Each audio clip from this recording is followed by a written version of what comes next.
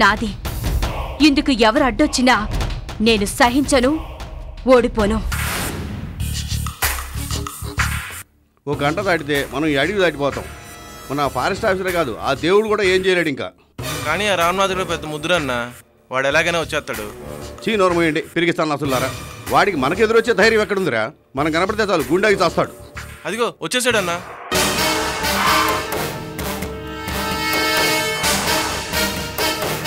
అన్నా ఆ రామనాథ్ గడు వచ్చాడన్నా. ఓ వచ్చాడనమాట.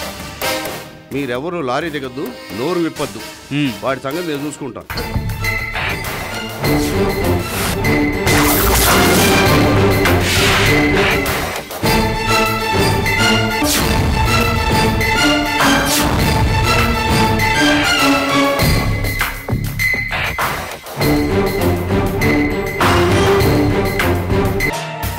మీరేం భయపడద్దు, వాడు చేయగలిగింది ఏమీ లేదు. జాగ్రత్త.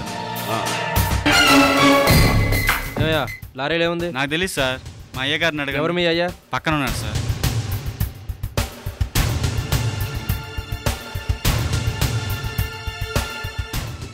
లారీ నీదేనా? నాది కాదు, మా నాగఫణి గారిది. ఏముంది లారీలో? నాకు తెలియదు, మా అయ్య గారిని అడగాలి. ఏంటి వాడిని అడిగితే నిన్ను అడగమంటాడు, నిన్ను అడిగితే మీ అయ్యని అడగమంటావు? డ్రామాలు ఆడుతున్నారా? ఎవరితో మాట్లాడుతున్నావో తెలుసుగా. ఎక్కువగా మాట్లాడితే ఆ తర్వాత నువ్వు ఉండవు మాట్లాడటానికి. ఏంట్రా బెదిరిస్తున్నావా? లారీలు ఏముందిరా అని అడిగితే వార్నింగ్ ఇస్తున్నావా? అంటే ఖచ్చితంగా లోపలేదో ఉండకూడదే ఉండుంటుంది. చూపించు. ఆగో, లారీలో ఏం లేదు, మామూలు కలపే ఉంది. అయినా నాగఫణి గారు లారీ అని తెలిసిన తర్వాత కూడా ఇంత వాదన అవసరమా? సాయంకాలం ఇంటికి వచ్చి కనబడు తృణవ పడేస్తారు. రేయ్ లారీ తీయండిరా.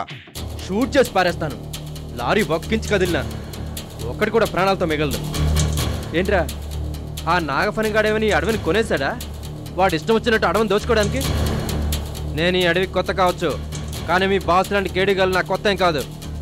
మర్యాదగా లోటు చూపించు, లేదంటే నిన్ను అడవిలోనే పాతి పెడతాను. ఏ ఆఫీసులు హద్దులు దాటి మాట్లాడుతున్నావు?